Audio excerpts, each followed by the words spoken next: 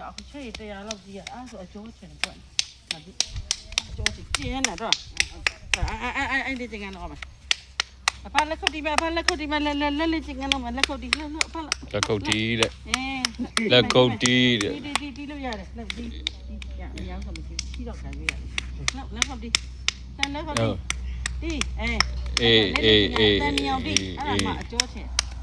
ဒီဝကမာဒီမှာလက်ခုတ်တီးရဆိုအိမ်ငိုက်တောင်ကြီးသွားတာတီရဲတီနာလေးတီအဖအာတီဟုတ်ပြီနာတီဟုတ်ပြီလက်လေးချင်းကအားမပါဘူးဒီတော့နိုင်တဲ့အခါပဲအားပါတယ်ဒီတော့နိုင်တဲ့ခါကျတော့ဟေးမင်းရရတာတဘာဝသူအဖြစ်ပြအမှန်ဟုတ်တယ်မှာပါမှာနော်ဒီမှာရတယ်အမှန်လူရှိအောင်လို့နော်ဒီလိုလေးတက်ပါလားဆိုတာနော်နော်ဒီနော်ဒီစားမလို့ဒီကဲ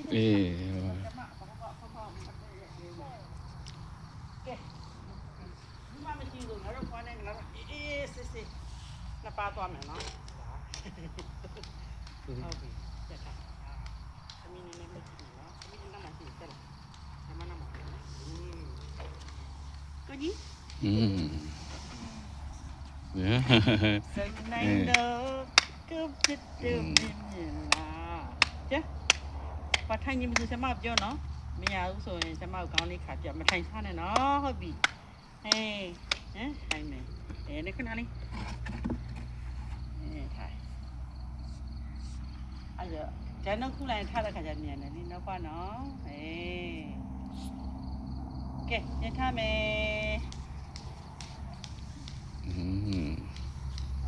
မြန်တယ်နော်โอเคအေးကွာတကယ်ကျန်တော့ခံလိုက်တော့နော်ခဏလေးထားနော်ဖတ်နော်တော်တယ်ငါခဏအေးအမေခဏငါခဏလေးမတည့်ရလား